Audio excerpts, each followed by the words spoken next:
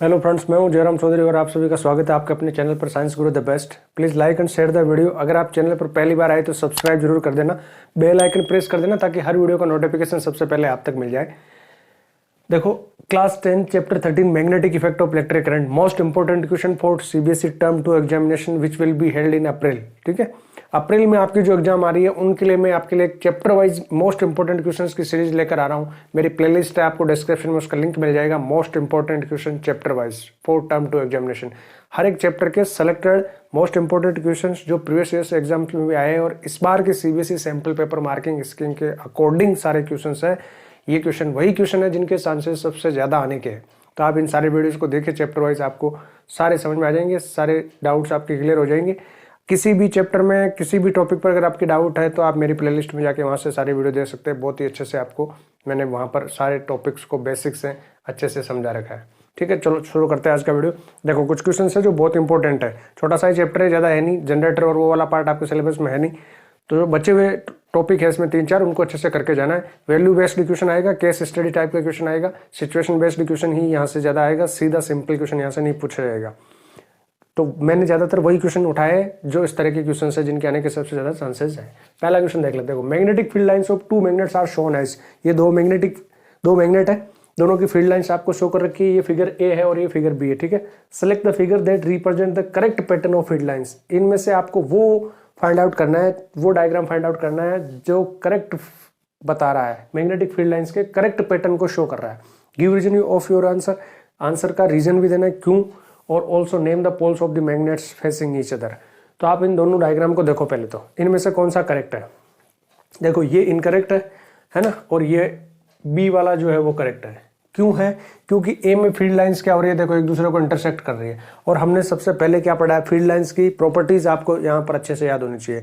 Properties वगैरह ये सारी पूरा चैप्टर मैंने अच्छे से समझा रखा है। डिस्क्रिप्शन में लिंक है, आप वहाँ से इस चैप्टर के 2 या 3 वीडियो बने हुए इस चैप्टर की, वहाँ से आप उन तीनों को देखिए, हर चीज़ आपको समझ में आ जाएगी डिटेल में। देखो एक बार फिर से आपको बता देता हूँ कि magnetic field lines are the close curve होती है and they emerged from north pole and merged at south pole outside the magnets, है ना। मैंने आपको वहाँ ट्रिक्स से सब बता रखा है। सन्नी और एनएसओ याद रखना है आपको। Sunny south to north inside the magnet, और एनएसओ है ना, NSO name struck out due to long absence of the child, the name of child is struck out. ठीक है, NSO north to south outside the magnet. ठीक है ना, ये है। और never intersect, two magnetic field line never intersect each other. Why? The reason is that when they intersect it means at that point there are 2 direction and that is not possible. ठीक है, वो बताऊंगा अभी आपको कैसे हो रहा है। तो ऐसा क्यों? जैसे मान लो ये लाइन ऑफ इंटरसेक्शन है, ठीक है, यहाँ पर इंटरसेक्ट कर रही है लाइन, तो ये जो मैग्नेटिक फील्ड लाइन आ रही है इसके हिसाब से अगर हम वो लेकर आएंगे कंपास बॉक्स यहाँ पर, तो वो नॉर्थ पोल इस साइड में शो करेगा। और इस मैग्नेटिक फील्ड लाइन के हिसाब से अगर हम कंपास लेके आएंगे तो वो नॉर्थ इस साइड में शो करेगा। मतलब इस एक पॉइंट पर ये 2 डायरेक्शन कैसे पॉसिबल हो सकती है कि एक ही पॉइंट पर 2 डायरेक्शन में नॉर्थ डायरेक्शन हो? ऐसा हो सकता है? इस पॉइंट से नॉर्थ तो एक पर्टिकुलर डायरेक्शन में ही होगी। जैसे अगर मान लो यहाँ से नॉर्थ इधर है तो वो इधर ही होगी। ऐसा 2 डायरेक्शन में कैसे हो सकता है? That is not possible. That's why that do not intersect each other. ठीक है, इसलिए वो इंटरसेक्ट नहीं करती। इस पर अलग से भी क्वेश्चन आ सकता है, तो ये इंपॉर्टेंट है। तो फिगर बी ठीक हो गया, यहाँ पर सही हो गया, क्योंकि यहाँ पर देखो क्या हो रहा है, कोई भी इंटरसेक्ट नहीं कर रही है। अच्छा, अब आगे क्या पूछा आपको, give reason for your answer. तो आंसर का रीजन ये देना है, because in figure A the lines are intersecting and never lines are intersecting, which is not possible because 2 magnetic field lines never intersect each other. They are intersecting, it means at that point is 2 direction, that is not possible. अब आपको बताना है, name the poles of the magnet facing each other. जो poles of magnet है इसमें, वो जो एक दूसरे को फेस कर रहे हैं, वो कौन से पोल है। तो यहाँ पर आपको क्या दिख रहा है, देखो ये मैग्नेटिक फील्ड लाइंस यहाँ से इमर्ज हो रही है, ये मैग्नेटिक फील्ड लाइन यहाँ से इमर्ज हो रही है। तो वह मैग्नेट का, बाहर मैग्नेट का वह कौन सा पोल है जहाँ से मैग्नेटिक फील्ड लाइंस इमर्ज होती है? Outside the magnet. आउटसाइड दिखा रखी है, इनसाइड द मैग्नेट वाली लाइन तो ये दिखा नहीं रखी।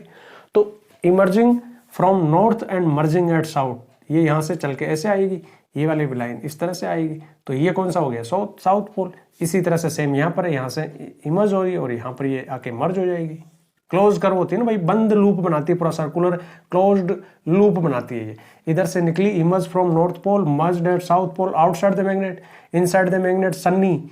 ठीक है, south to north close curve होती है इस तरह से। तो inside the magnet south to north, outside the magnet north to south. Sunny और एनएसओ याद रखो, अपना सन्नी भाई, sunny south to north inside the magnet, NSO north to south outside the magnet. ठीक है, तो ये आंसर हो गया। Figure B represent the correct pattern of field line. In figure A field lines cross each other which is not possible because if they cross each other at that point of intersection there would be two direction of field line. In figure B, field lines are emerging in nature, so poles of magnet facing each other are north pole while opposite poles are the south pole. तो ये पोल तो हो गए north pole और ये इनके opposite pole जो है वो हो गए साउथ पोल। ठीक है, चलो नेक्स्ट क्वेश्चन देखते हैं। Next question is two magnets lying side by side as shown below.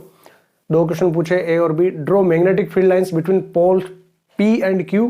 What is the degree of closeness of magnetic field lines near the poles signify. देखो दो मैग्नेट है, ठीक है, एक ये और एक ये, दोनों साइड बाय साइड इस तरह से पड़ी है, बार मैग्नेट है। ठीक है, draw magnetic field lines between poles P and Q। P और Q के बीच में आपको मैग्नेटिक फील्ड लाइंस ड्रॉ करनी है। अभी तक हमने एक ही मैग्नेट की फील्ड लाइन ड्रॉ करी है। जैसे एक मैग्नेट है, बार मैग्नेट है, ये नॉर्थ पोल है, साउथ पोल है, तो हमें पता है कि नॉर्थ से इमर्ज होगी और साउथ पे मर्ज होगी आउटसाइड में, तो नॉर्थ टू साउथ आउटसाइड तो ये होगी। ठीक है, और इनसाइड क्या होगी, इनसाइड साउथ टू नॉर्थ होगी। ठीक है, तो हमने इसका इस तरह से ये बनाया है, ऐसे बनाया है अभी तक तो। ठीक है, लेकिन जब दो मैग्नेटिक फील्ड लाइन दो मैग्नेट इस तरह से पास पास रखी हुई हो तब क्या करना है, तब इसका आप यहाँ से निकाल के इधर नहीं करना है, और इसका जैसे यहाँ से निकाल के इधर नहीं करना है, यूं नहीं करना है। मैग्नेट में क्या होता है, मैग्नेटिक फील्ड लाइंस क्लोज करो होती है, लेकिन साथ में शॉर्टेस्ट डिस्टेंस ट्रेवल करना चाहती है। मतलब कि अगर इसके पास में कोई दूसरी मैग्नेट रखी हुई है और वो इस तरह से रखी हुई है कि जैसे ये नॉर्थ पोल है तो यहाँ से इमर्ज होगी, तो अब इसको मर्ज होने के लिए ये डिस्टेंस ज्यादा ट्रेवल करनी पड़ेगी ना। यहीं पर भी मर्ज हो सकती है ना भाई, ये मर्ज कहाँ पर होगी, साउथ पोल पे, तो यहाँ पर ये नजदीक में ही मिल गया ना इसको साउथ पोल, तो यहाँ से निकल के यहीं पर ये मर्ज हो जाएगी। ठीक है ना, यानी अगर मर्जिंग पोल मिल गया, यानी नॉर्थ के सामने साउथ आ गया, तो यहीं पर मर्ज हो जाएगी। इसीलिए तो मैग्नेट दोनों आपस में चिपक जाती है। क्यों चिपकती है, ये वाला पोल इधर लेके आएंगे तब तो नहीं चिपकता, नॉर्थ में तो अट्रैक्शन नहीं होता, वहां पर तो रिपल्शन होता है। क्यों, क्योंकि यहाँ पर नॉर्थ जब सेम लेकर आ जाएंगे तो दोनों तरफ से मर्ज हो रही है मैग्नेटिक फील्ड लाइन, इमर्ज हो रही, दोनों से इमर्ज हो रही, तो वो रिपल्शन हो रहा है।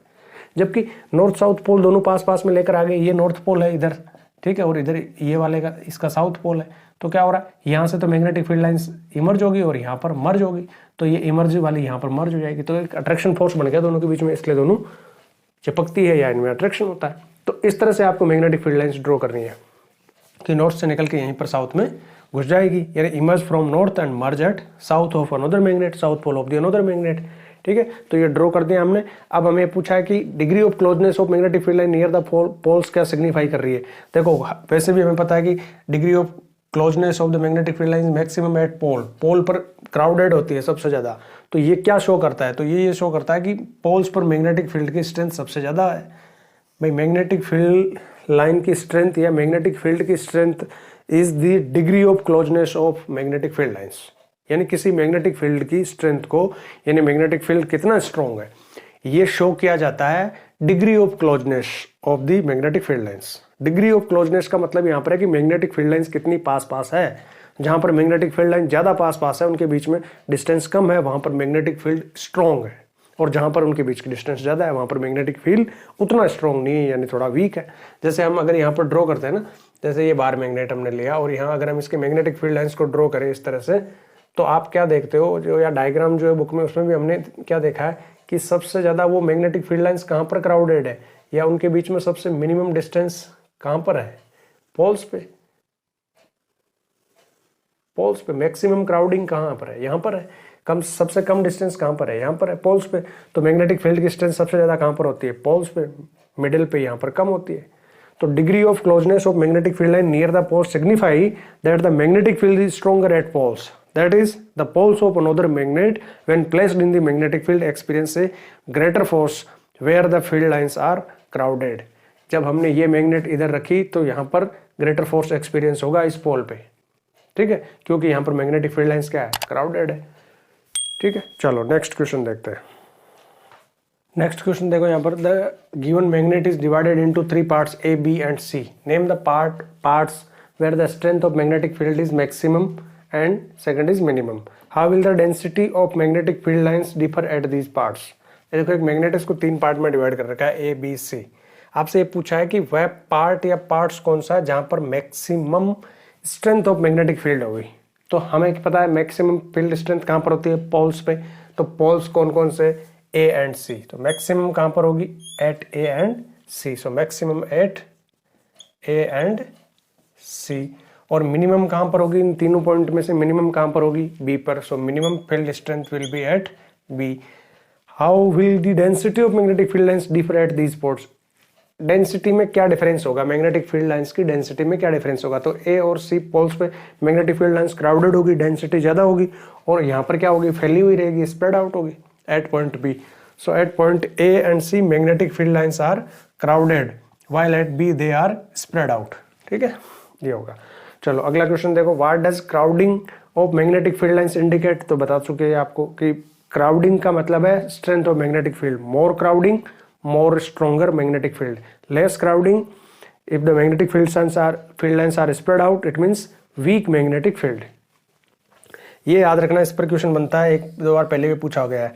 ऐसा unit of magnetic field is oersted. Hans Christian Oersted के ओनर में ओरस्टेड ऐसा यूनिट रखा है। हेंस क्रिश्चियन ओरस्टेड ने ही magnetic effect of electric current discover किया था। Magnetic effect of electric current किसने डिस्कवर किया था, हेंस क्रिश्चियन ओरस्टेड। तो उसके ओनर में मैग्नेटिक फील्ड की स्ट्रेंथ, ऐसा unit of magnetic field strength, magnetic field strength is oersted. Direction of magnetic field lines, ये भी पूछा जा सकता है, याद रखना। बार मैग्नेट में सन्नी भाई और एनएसओ याद रखना। SNI south to north inside और NSO north to south outside. अब मैग्नेटिक फील्ड लाइंस हमारे यहाँ पर कंप्लीट हो गया। मैग्नेटिक फील्ड लाइंस पर दो क्वेश्चन और बनते हैं, तो वो मैं आपको एक्सप्लेन, मैंने एक तो मैं कर चुका हूँ और एक दूसरा क्वेश्चन, वैसे दोनों में बता चुका हूँ, फिर भी आपको बताता हूँ। देखो दो क्वेश्चन यहाँ, एक तो ये बनता है कि why the two magnetic field line never intersect each other. ये मैं बता चुका हूँ आपको, because if the intersect it means at that point two directions and that is not possible.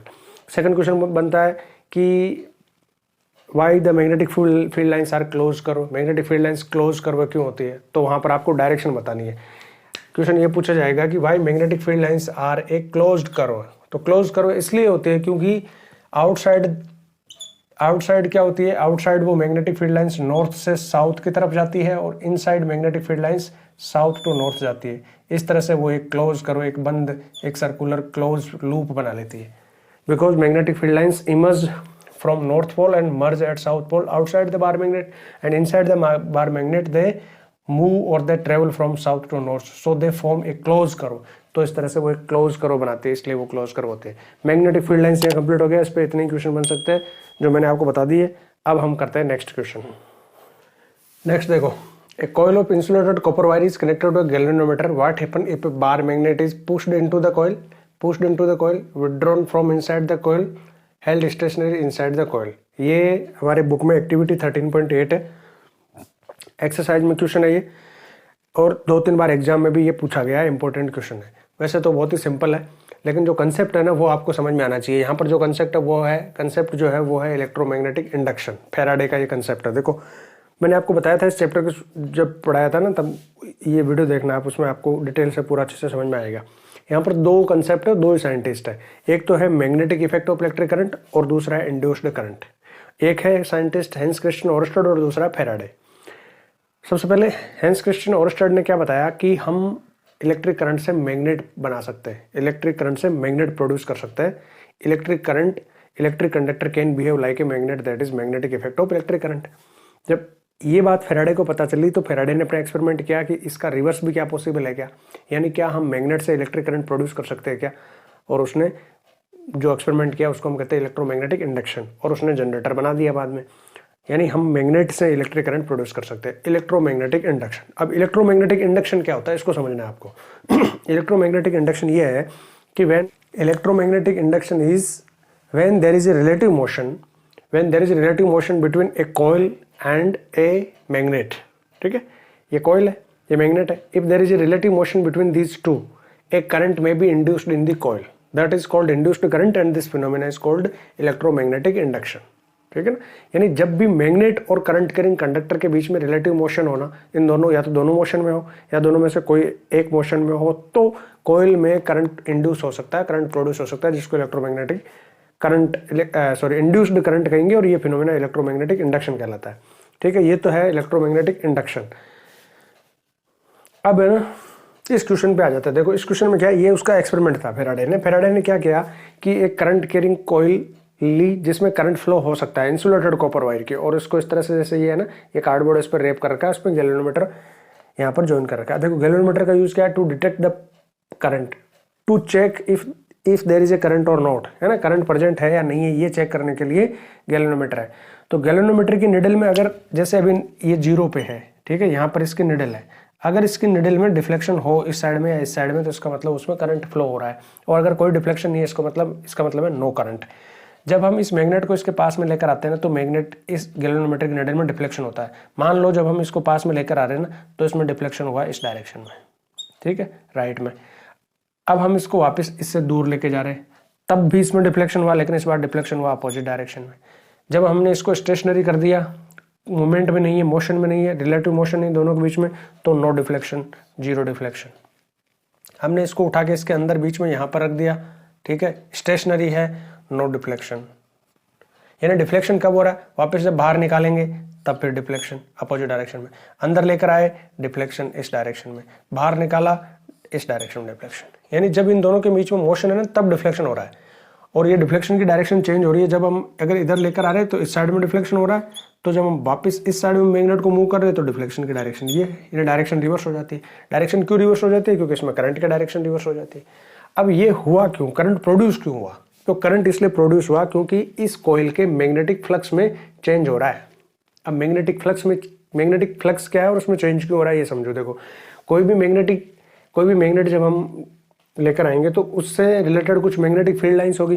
जैसे भाई ये मैग्नेट है तो इसकी कुछ मैग्नेटिक फील्ड लाइंस होगी, ऐसे ये मैग्नेटिक फील्ड लाइंस है, ये इसकी मैग्नेटिक फील्ड लाइंस है। जब हम इसको पास में लेकर आ रहे हैं तो ये मैग्नेटिक फील्ड लाइंस कुछ इसको क्रॉस कर रही है, यानी कुछ मैग्नेटिक फील्ड लाइंस इस कॉइल में से पास हो रही है। जब हम इसको पास लेके आ रहे हैं तो कुछ मैग्नेटिक फील्ड लाइंस इस कॉइल में से भी पास हो रही है। तो ये कॉइल में से जितनी मैग्नेटिक फील्ड लाइंस पास हो रही है ना, वो इस कॉइल का या इस एरिया का मैग्नेटिक फ्लक्स है। यानी मैग्नेटिक फ्लक्स क्या हो गया, number of magnetic field lines passing through a unit area पर इन ए यूनिट टाइम, ठीक है। यानी जैसे मान लो हमने इसका एक यूनिट एरिया ले लिया, 1 सेंटीमीटर स्क्वायर ले लिया, चलो 1 सेंटीमीटर बाई 1 सेंटीमीटर का एरिया इसका हमने ले लिया। तो इस यूनिट एरिया में से 1 यूनिट टाइम यानी 1 सेकंड में कितनी मैग्नेटिक फील्ड लाइंस पास हो रही है, जितनी मैग्नेटिक फील्ड लाइंस पास हो रही है, मान लेते हैं 50 मैग्नेटिक फील्ड लाइंस पास हो रही है, तो 50 इसका क्या है, मैग्नेटिक फ्लक्स है, ठीक है। यानी magnetic flux is the number of magnetic field lines passing through a unit area per unit time in a unit time is called magnetic flux. तो जब पास में लेकर आ रहे हैं तो ज्यादा मैग्नेटिक फील्ड लाइन इसमें से जा रही है ना। तो मैग्नेटिक फ्लक्स में चेंज होने की वजह से वहां पर पोटेंशियल डिफरेंस क्रिएट हो जाता है, पोटेंशियल डिफरेंस क्रिएट हो जाता है, और पोटेंशियल डिफरेंस क्रिएट होने का मतलब कि वहां पर इलेक्ट्रिक करंट जनरेट हो जाता है, ठीक है। और जब हम इस मैग्नेट को इससे दूर लेके जा रहे हैं तो इसमें से कम लाइन निकल रही है, तो फिर से मैग्नेटिक फील्ड लाइंस के नंबर चेंज हो रहे हैं। मैग्नेटिक फील्ड लाइंस के नंबर चेंज हो रहे हैं यानी मैग्नेटिक फ्लक्स चेंज हो रहा है, और मैग्नेटिक फ्लक्स चेंज होना, मैग्नेटिक फ्लक्स में चेंज होना यानी पोटेंशियल डिफरेंस क्रिएट होना, और पोटेंशियल डिफरेंस क्रिएट होना मतलब इंड्यूस्ड करंट इंड्यूस्ड होना, और वो करंट ही हमें इसमें गैल्वेनोमीटर में है। तो यही फिनोमिना जनरेटर का। अब देखो यहाँ पर एक इनटेक्स्ट क्वेश्चन भी है बुक में, और वो क्वेश्चन ये है कि अगर आपको इंड्यूस्ड करंट प्रोड्यूस करना हो तो आप किस किस मेथड से कर सकते हैं, what are the different methods to induced current. तो आप यही याद रखो कि induced current is produced when there is a relative motion between a current carrying coil and magnet. अब यहाँ पर देखो, यानी एक मैग्नेट और इलेक्ट्रिक करंट होना चाहिए, तो यहाँ पर या तो एक मैग्नेट और एक कॉइल है, ठीक है, या दोनों ही कॉइल है। एक कॉइल में करंट फ्लो हो रहा है, जिस कॉइल में करंट फ्लो हो रहा है वो मैग्नेट के जैसे बिहेव करेगी, यही तो magnetic effect of electric current है। जब हम किसी कंडक्टर में करंट फ्लो करते हैं तो वो कंडक्टर मैग्नेट के जैसे बिहेव करता है, जब वो मैग्नेट के जैसे बिहेव करता है तो वो मैग्नेट है कि नहीं, तो वो कॉइल मैग्नेट का काम कर सकती है। और इसके साथ में कोई दूसरी कॉइल है जिसमें करंट नहीं फ्लो हो रहा है, उससे गैल्वेनोमीटर जुड़ा है। अब इस कॉइल में अगर हम करंट पास करेंगे तो मैग्नेटिक फ्लक्स में चेंज होगा सेकंड कॉइल के, तो इससे इसमें इंड्यूस्ड करंट हो जाएगा। तो इंड्यूस्ड करंट प्रोड्यूस करने के दो मेथड आपसे पूछ सकता है, relative motion between a coil and magnet and relative motion between two coils. यहाँ relative motion between two coils का मतलब है कि व्हेन करंट इज इंक्रीज्ड और decreased in the coil one. एक कॉइल में अगर हम करंट इंक्रीज या डिक्रीज करें तो सेकंड कॉइल में करंट इंड्यूस हो जाता है। तो इसका आंसर देख लो क्या हो गया, pushed into the coil, when we pushed into the coil the magnet and induced current is produced due to electromagnetic induction. Galvanometer show deflection in one direction, say right। मान लो एक डायरेक्शन में हुआ, right में हुआ। अब withdraw from inside the coil, तो अब क्या होगा, अपोजिट में होगा। तो वही सेम चीज आएगी कि an induced current is produced due to electromagnetic induction, galvanometer will show deflection in one direction. और अब यहाँ वन डायरेक्शन नहीं आएगा, opposite direction, opposite to the previous one, क्योंकि पहले हम इसको अंदर लेके आ रहे थे, अब हम इसको बाहर लेके जा रहे थे, तो इस बार करंट की डायरेक्शन रिवर्स हो जाएगी। और ये जो थर्ड है ना, held stationary inside the coil, no deflection, क्योंकि डिफ्लेक्शन कब होगा, करंट कब इंड्यूस होगा, when there is a relative motion between the coil and magnet. अगर दोनों के बीच में रिलेटिव मोशन नहीं है तो कोई डिफ्लेक्शन नहीं होगा। अगला क्वेश्चन देखो क्या है, what is the name of this phenomena, इस फिनोमिना का नाम क्या है, तो इस फिनोमिना का नाम है इलेक्ट्रोमैग्नेटिक इंडक्शन। फैराडे ने दिया था, क्या नाम है, इलेक्ट्रोमैग्नेटिक इंडक्शन। देखो इलेक्ट्रोमैग्नेटिक फोर्स एक फिनोमिना वो भी है। इलेक्ट्रोमैग्नेटिक फोर्स क्या है, इलेक्ट्रोमैग्नेटिक फोर्स ये है कि when A current carrying conductor is placed in a magnetic field the current carrying conductor experience a force on it. वो इलेक्ट्रिक मोटर का प्रिंसिपल है, इलेक्ट्रिक मोटर का प्रिंसिपल है इलेक्ट्रोमैग्नेटिक फोर्स EMF, और generator का प्रिंसिपल है electromagnetic induction EMI, electromagnetic induction, ये generator का प्रिंसिपल है। और इलेक्ट्रोमैग्नेटिक फोर्स EMF ये किसका प्रिंसिपल है, ये प्रिंसिपल है इलेक्ट्रिक मोटर का। When a current carrying coil is placed in a magnetic field, the current carrying coil or conductor experienced a force on it. Due to that force, the conductor or the coil start rotating. That is motor. Next question देखो, electromagnetic induction पर ये है, इस तरह का question में पूछते हैं कई बार। When current starts flowing in coil A, state your observation in the galvanometer. When current start flowing in coil A, ये coil A है, कोइल बी में गैल्वेनोमीटर अटैच कर रखा है, तो गैल्वेनोमीटर में ऑब्जर्वेशन क्या हो रहा है वो बताना है आपको। ये क्वेश्चन से देखो, when key K is pressed on, ये के है की, when key K is pressed on यानी जब स्विच ऑन किया जाता है, जब स्विच ऑन करेंगे तो क्या होगा, इसमें करंट फ्लो होगा। जैसे इसमें करंट फ्लो होगा, स्टार्ट होगा, उस टाइम क्या होगा, इसकी निडल में डिफ्लेक्शन होगा। जैसे मान लो अभी इसकी निडल यहाँ पर है ना, जैसे हम इसको स्विच ऑन करेंगे, इसमें करंट पास करेंगे, इसकी निडल में डिफ्लेक्शन होगा, और डिफ्लेक्शन होगा किसी एक डायरेक्शन में, या तो इस साइड में या इस साइड में, ठीक है। मोमेंट्री डिफ्लेक्शन, एक मोमेंट के लिए डिफ्लेक्शन होगा, ठीक है, फिर डिफ्लेक्शन होकर वापस जीरो पे आ जाएगी। ये डिफ्लेक्शन क्या शो कर रहा है, ये डिफ्लेक्शन ये शो कर रहा है कि इसमें करंट प्रोड्यूस हो गया, इसमें करंट इंड्यूस हो गया, वो यही तो इलेक्ट्रोमैग्नेटिक इंडक्शन है, ठीक है। तो आपको ऑब्जर्वेशन बताने, तो when key K is switched on या when key K is on, galvanometer shows momentary deflection in one direction. Second देखो, when current in the coil A is switched off, अब हम वापस करंट को स्विच ऑफ कर रहे हैं। When current is switch off again the galvanometer needle will show deflection but now in opposite direction, ठीक है। फिर से इसमें डिफ्लेक्शन होगा, again needle will deflect but in opposite direction. ध्यान रखना, डिफ्लेक्शन कब कब होता है, जब करंट स्विच ऑन किया जाता है और जब करंट स्विच ऑफ किया जाता है, लेकिन दोनों टाइम में डायरेक्शन अलग अलग होगी। जब कंटिन्यूसली करंट फ्लो होगा कोई डिफ्लेक्शन नहीं होगा। तो डिफ्लेक्शन कब हो रहा है, जब मैग्नेटिक फ्लक्स में चेंज हो रहा है, ठीक है। पहली बार अभी इसमें कोई करंट नहीं है, अभी ये मैग्नेट नहीं है, फिर जैसे ही करंट फ्लो हुआ ये मैग्नेट बना, इसके मैग्नेटिक फ्लक्स में चेंज हुआ, ठीक है। अब वो कंटिन्यूस उतना ही मैग्नेटिक फ्लक्स है, इसमें फ्लक्स में चेंज नहीं हो रहा है, मैग्नेटिक फील्ड लाइंस उतनी पास हो रही है जब तक इसमें करंट कंटिन्यूस सप्लाई हो रहा है। जैसे ही करंट ऑफ करेंगे ये अब मैग्नेट नहीं रहा, तो अब इसमें से जैसे मैग्नेटिक फील्ड लाइंस पास हो रही थी पर यूनिट एरिया पर सेकंड, मान लो 50 या 5000 जितनी भी थी, अब वो जीरो हो गई। जैसे स्विच ऑफ किया जीरो हो गई, तो इसके मैग्नेटिक फ्लक्स में फिर से चेंज हो गया। Change in magnetic flux induce the current.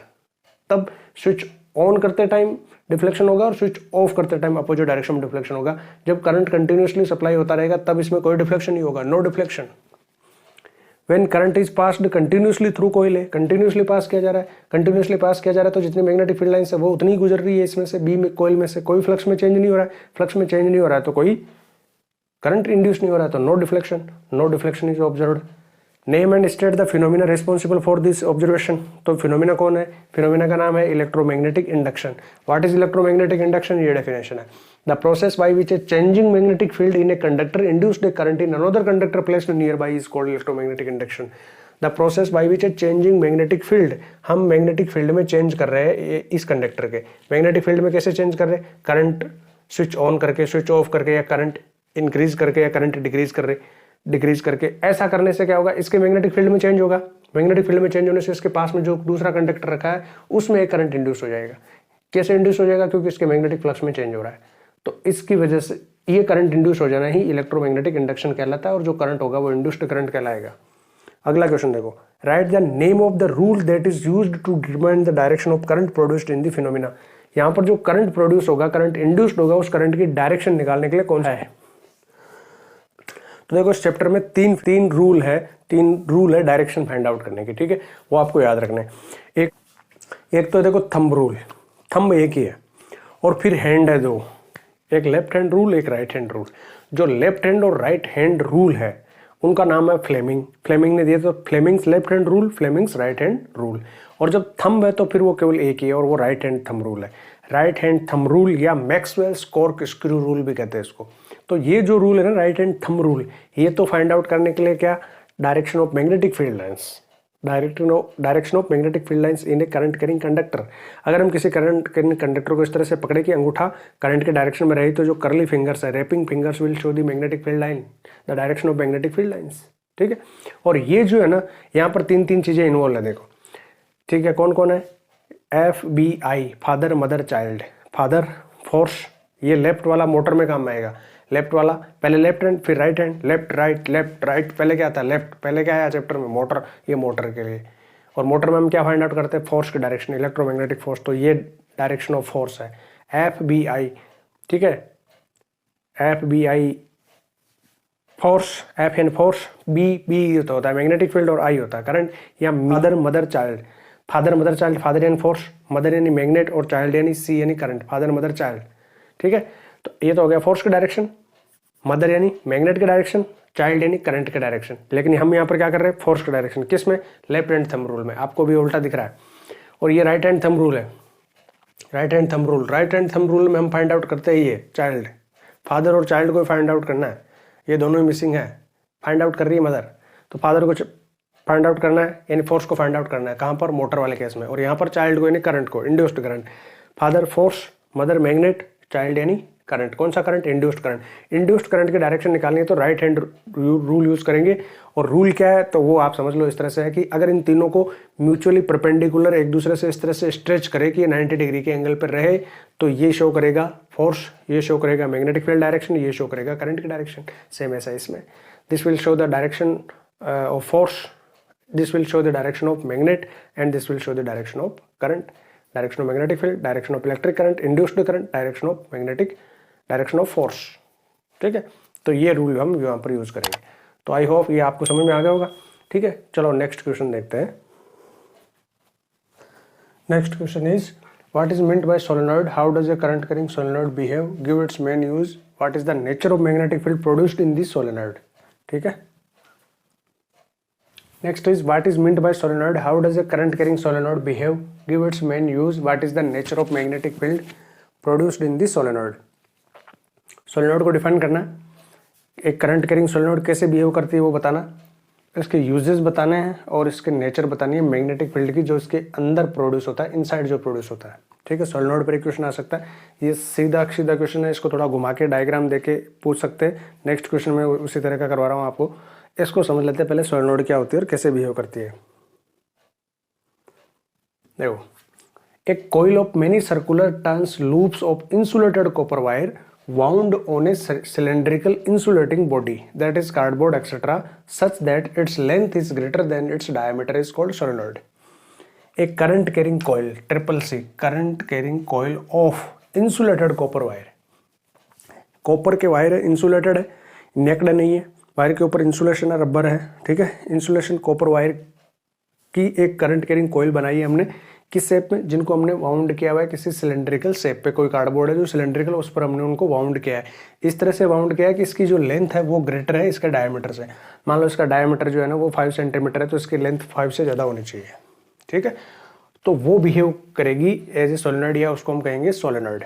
अब देखो करंट कैरिंग सोलेनोइड कैसे बिहेव करती है, तो करंट कैरिंग सोलेनोइड बिहेव करती है exactly same as bar magnet, bar magnet के जैसे बिहेव करती है, सेम वही पोलरिटी हो जाती है, यानी इसका एक एंड नॉर्थ पोल के जैसे बिहेव करने लगता है और एक जो है वो साउथ पोल के जैसे बिहेव करने लगता है, इस तरह से।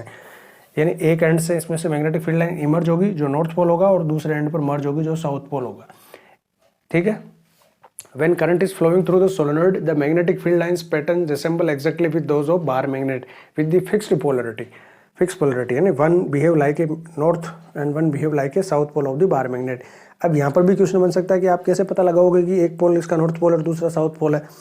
तो by taking another bar magnet which and repel the north pole, that is north pole of the solenoid, and which end of the solenoid attract the north pole, that is the south pole of the, या which end behave like the south pole of the magnet. अब यहाँ पर इसके uses क्या है, to produce temporary magnet and permanent magnet. Temporary magnet बनाने के लिए जब हमें टेम्पररीली मैग्नेटिज्म प्रोड्यूस करना है तब हम स्विच ऑन करेंगे तो ये मैग्नेट कैसे बिहेव करेगी, जो क्रेन होती है वहाँ पर और इस तरह की चीज़ों में ये काम में आती है। या फिर हम इसके अंदर, क्योंकि ये हॉलो है, खोखला है, अंदर से खाली है, यहाँ पर अगर हम कोई सॉफ्ट कोर ऑफ आयरन रख देंगे ना तो उस आयरन को ये मैग्नेटाइज कर देगा और वो मैग्नेट बन जाएगा और वो परमानेंट मैग्नेट होगा। तो परमानेंट मैग्नेट बनाने के लिए और टेम्पररी दोनों मैग्नेट बनाने के लिए हम इसको यूज़ कर सकते हैं। ठीक है, परमानेंट मैग्नेट कैसे बनाएंगे, इसके अंदर एक आयरन पीस रख देंगे और फिर इसमें करंट फ्लो करेंगे तो वो आयरन पीस मैग्नेटाइज हो जाएगा, मैग्नेट बन जाएगा। उस आयरन पीस के रखने से इसका जो स्ट्रेंथ है वो इंक्रीज हो जाएगी, यानी ज़्यादा पावरफुल मैग्नेट बन जाएगी। अब देखो इसके अंदर जो मैग्नेटिक फील्ड लाइन प्रोड्यूस होता है वो कैसा होता है, यूनिफॉर्म होता है, same at all point inside it, यानी अंदर जो मैग्नेटिक फील्ड लाइंस प्रोड्यूस होगी इनसाइड द बार मैग्नेट वो इस तरह से होगी, parallel to each other, equidistance, एक दूसरे इक्वी डिस्टेंस होगी और पैरेलल टू ईच अदर होगी। यानी ये जो मैग्नेटिक फील्ड है ना इनसाइड द सोलेनोइड वो यूनिफॉर्म है, सेम एट ऑल पॉइंट।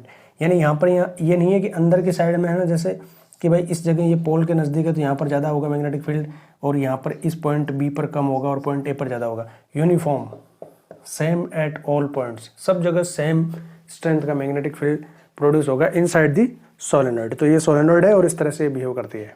ठीक है, तो ये हो गया इसका पार्ट 1। नेक्स्ट पार्ट 2 लेकर आ रहा हूँ बहुत जल्दी। वीडियो कैसा लगा कमेंट करके बताना, लाइक करना है, शेयर करना है अपने फ्रेंड्स के साथ, अपने दोस्तों के साथ में वीडियो को शेयर कीजिए, ज़्यादा से ज़्यादा सब्सक्राइब कीजिए चैनल को। मिलते हैं अगले वीडियो में,